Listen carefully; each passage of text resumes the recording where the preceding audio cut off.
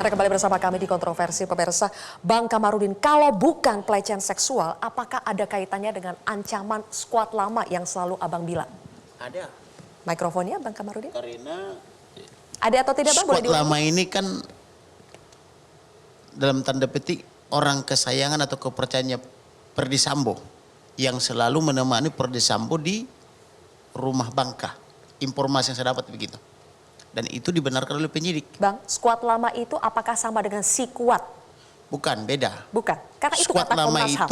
Skuad lama itu adalah yang menghalangi adik daripada almarhum datang ke rumah sekitar maghrib itu ketika terjadi pembantaian.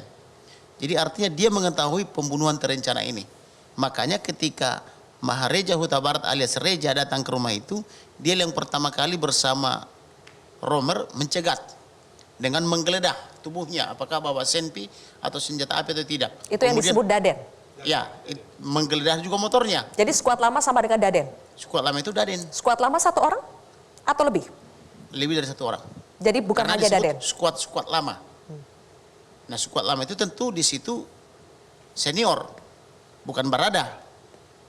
Artinya minimal dia brigadir atau berkepala kan gitu. Oke, jadi kalau berdasarkan investigasi dari Bang Kamarudin, lebih ke skuad lama ini? Ya, dialah yang selalu memprovokasi Ferdy Sambo. Misalnya dia mengatakan, oh fotomu mau ditembak sama almarhum. Oh parfumnya sama dengan aroma parfum TC dan sebagainya. Jadi mereka itu memprovokasi. Makanya saya bilang lebih licik atau lebih cerdas ini apa namanya ajudan-ajudan daripada Ferdy Sambo mau diprovokasi. Kebetulan Ferdy Sambo ini diduga dia punya temperamental yang tinggi. Oke. Jadi dia enggak pakai otak lagi untuk berpikir, mungkin kurang makan sayur dan buah kan begitu. Yang pertama kali muncul kita tahu ada istilah skuad lama itu dari isi chat Yosua ke Vera. Betul Vera? Panggilan telepon, Kak. Panggilan telepon. Di situ jelas dibilang skuad lama, bukan si kuat. Sama dengan orang lama. Skuad di sini. Skuad di sini. Dijelaskan lebih jauh, maksudnya skuad di sini seperti apa? Tidak. Saya baru mendengar istilah itu. Tapi untuk pertama kalinya. Ya, tapi ketika dia berbicara seperti itu yang ada di pikiran saya teman-temannya. Itu sebelum 21 Juli. Itu tanggal 7 Juli. Setelahnya bahkan 1 hari sebelum dia meninggal. Dalam konteks apa tiba-tiba Yosua menelpon dan bercerita soal skuad di sini? Tidak ada, tiba-tiba saja dia menelpon saya tanggal 7 Juli jam 8 malam. Ada panggilan tak terjawab 1 kali. Kemudian saya telepon kembali tetapi terputus. Kemudian tiba-tiba langsung 4 panggilan tak terjawab. Padahal panggilan itu tidak masuk, tapi terdaftar gitu. Terus dia nelfon kembali jam 8:30 malam. Lalu di situ langsung bercerita? Iya, dia mengatakan, lagi di mana Dek? Dia bilang, lagi dinas malam Bang, kenapa? Kurang ajar, dia bilang. Langsung gitu. Begitu? Langsung begitu, kurang ajar, dia bilang. Nada suaranya bagaimana, Fer? Iya dia bercampur menahan emosi, kurang ajar, bilang gitu. Terus saya bertanya, karena banyak teman-teman dinas, karena kan saya dinas malam. Jadi saya mencari tempat yang nyaman untuk berbicara. Kemudian saya bertanya kembali, kenapa Bang? Kurang ajar orang ini, dia bilang gitu. Orang ini? Iya. 1 orang? Kurang ajar orang ini. Orang ini ya? Dia cerita apa masalahnya? Iya saya bilang, saya tanya lagi. Kurang ajar gimana? Saya bilang. Terus dia bilangnya, ibu sakit, dia bilang gitu. Aku dituduh bikin ibu sakit. Dia bilang gitu. Sakit apa? Saya bilang. Nggak tahu saya. Tadi dia bilang gitu. Terus dia bilang, emangnya abang ngapain ibu? Saya bilang. Abang ada pukul ibu? Saya bertanya. Ya enggak lah Dek, dia bilang gitu. Terus kenapa mereka nuduh abang? Saya bilang. Aku diancam. Dia bilang gitu, dia langsung berbicara. Aku diancam. Diancam bagaimana? Saya bertanya lagi. Berani kau naik ke atas, kubunuh kau. Dia bilang gitu. Spesifik ya, berani kau naik ke atas, kubunuh kau. Ada kata kubunuh kau. Saya ingin konfirmasi ke Pak Irwan. Pak Irwan adalah kuasa hukum dari Kuat Ma'ruf. Pak Irwan, kalau dalam persidangan kemarin terungkap bahwa Kuat ini bilang kepada Ibu Putri, daripada ada duri dalam rumah tangga Ibu. Itu maksudnya apa ya? Kenapa Kuat bilang seperti itu kepada Ibu Putri, Pak Irwan? Ya, jadi gini, itu pun sempat saya tanyakan kepada Kuat. Dia sampaikan bahwa yang dimaksud keluarga itu adalah keluarga besar mereka termasuk ajudan. Jadi bukan spesifik untuk keluarga Ferdi sama PC saja. Yang dia maksud itu adalah keluarga besar karena Ibu PC ini sama Ferdi memperlakukan mereka seperti anak. Jadi pemahaman dia terkait dengan keluarga itu sudah tegaskan apa yang kau maksud itu, kalimat itu. Dia sampaikan bahwa itu yang saya maksud keluarga besar yang selama ini dia menjadi asisten rumah tangga di situ. Dia termasuk diantaranya ajudan dan dia bagian dari keluarga yang dimaksud. Seperti itu, Pak. Itu siapa yang dimaksud? Tapi kenapa harus bilang seperti itunya? Nah, jadi gini, ada latar belakang peristiwanya. Tapi garis besarnya aja bisa saya sampaikan di sini karena mungkin nanti di pengadilan lebih detailnya. Dan beberapa keterangan ini kan harus terkonfirmasi dengan saksi atau terdakwa yang lain. Jadi ada peristiwa yang melatar belakangi ketika Kuat melihat Joe korban ini ke bawah dari tangga, dia agak curiga, ada apa Joe tiba-tiba ngendap-ngendap dari tangga. Makanya dia teriakin si Joe. Nah ketika diteriakin, Joe sempat lari ke luar dan si Kuat ini ke dalam meminta si Susi untuk ke atas. Memeriksa ibu itu kenapa di atas. Nah seperti itu. Nah sampai di atas Susi ini melihat kondisi ibu yang di depan kamar itu tersandar di pakaian kotor dan merasa tidak berdaya pada saat itu dilihatnya.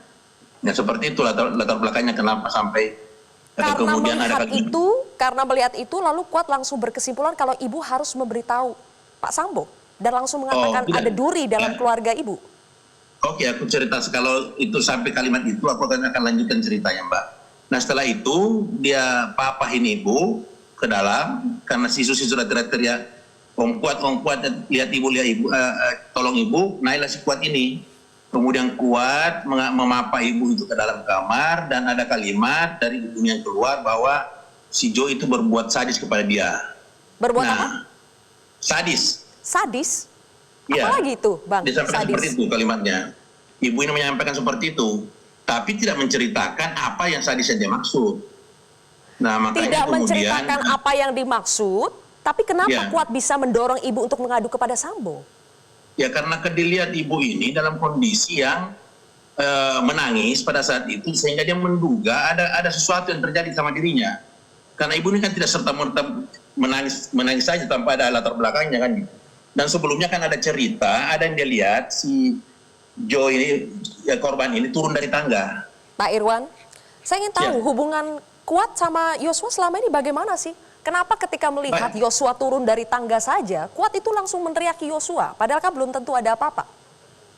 Karena gini, orang yang naik ke lantai 2 itu, kalau tidak dipanggil, itu kalau tidak dipanggil sama ibu atau Pak FS ketika ada di atas, itu ke kamar mereka. Itu tidak akan ada ajudan yang ke atas. Itu kejadiannya 7 Juli ya, Bang Irwan? Ya, 7 Juli. Apakah berarti yang dimaksud Yosua menelpon Vera dan mengatakan ada orang yang kurang ajar, kemudian mengancam, kalau kau naik ke atas, kubunuh kau, itu Kuat? Pada yang di BAP yang saya baca seperti itu, bahwa memang disampaikan bukan dia bunuh kau, dia sampaikan bahwa pertanyaannya kemudian kepada si Joshua kan datang lagi nih, dia tanya ada apa, ini Om aku mau jelaskan Om Kuat aku mau jelaskan, ada apa Joe, kemudian Joe lari lagi keluar. Jadi Anda membantah, Anda membantah kalau Kuat tidak bilang mau membunuh Yosua? Ya sampai sejauh ini yang saya lihat di berkas belum ada kalimat seperti itu. Bang Jamin, kita terus berkutat pada motif. Apa yang membuat Sambo memerintahkan untuk menembak Yosua. Tapi kita tahu ini adalah kasus pembunuhan berencana. Jadi haruskah kita fokus ke motifnya karena untuk membersihkan nama Yosua, atau lebih penting untuk kita fokus ke pembunuhan, membuktikan pembunuhan berencananya? Ya, terima kasih Mas. Jadi dalam pembuktian di pengadilan itu didasarkan kepada dakwaan JPU yang didakwakan. Kalau dakwaannya di pasal 340, 338, dan pasal-pasal lain terkait pasal 55 dan 56, maka pembuktian yang unsur-unsur yang diutamakan adalah apakah dalam suatu pembunuhan itu direncanakan atau tidak direncanakan, terlepas dari motifnya. Itu dulu. Jadi motif itu tidak bisa menjadikan seseorang itu lepas dari segala hukuman kalau sudah terbukti adanya suatu perbuatan yang memenuhi Baik. unsur-unsur yang terdapat dalam pasal tersebut. Nah, apa perlunya motif dalam suatu pembuktian di persidangan? Nah, motif itu sebagai bahan pertimbangan majelis untuk meringankan hukuman. Kenapa?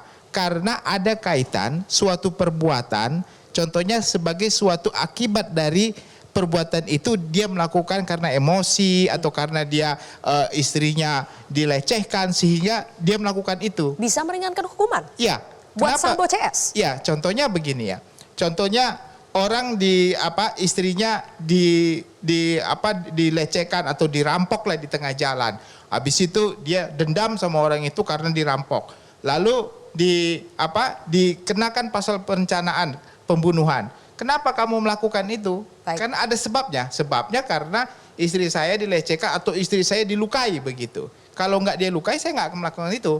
Nah, itu bisa jadi dalam pertimbangan hakim ya, ada hakim dan dalam penilaian itu sebagai suatu hal, oh dia melakukan itu karena ada meringankan begitu. Baik. Jadi bukan karena contohnya kejahatan, dia sengaja Oke. merencanakan suatu pembunuhan untuk membunuh dia. Baik. Karena orang ini benar-benar ingin dia bunuh. Karena suruhan orang lain atau karena memang Oke. ada perencanaan yang memang dilakukan untuk membunuh dia ini Oke. tanpa suatu motif. Nah, itu bisa juga dilakukan. Tapi pada umum yang saya lihat Baik. ada alasan itu bisa, tapi tidak selalu juga ya. Tidak Ada selalu. hakim yang bisa menilai Oke. itu sebagai suatu meringankan. Ada juga malah hakim yang menilai itu sebagai suatu memberatkan. Oke. Nah, Baik. jadi tapi dalam konteks ini tidak berpengaruh ya. Tidak berpengaruh. Terhadap suatu unsur-unsur di pasal 340. Ya. Yang pasti 340 memenuhi suatu unsur, maka bisa dihukum. Nah, hukum ringan beratnya itu tergantung kepada pertimbangan majelis hakim terkait dengan apa? Terkait dengan keyakinan hakim sebenarnya orang ini tidak memiliki niat untuk membunuh, tetapi karena ada emosi dan segala macam sehingga dia membunuh. Jadi itu pengaruh antara motif Baik. dengan perencanaan. Oke, itu pengaruhnya. Ada satu lagi hal yang menarik yang terungkap dalam sidang karena ini disampaikan oleh salah satu saksi pelapor yang menyebutkan bahwa otak pembunuhan adalah Putri Chandrawati, bahkan Putri ikut menembak Yosua. Nanti saya akan tanya kepada Bang Kamarudin, tapi kita harus sudah terlebih dahulu pemirsa, tetap bersama kami.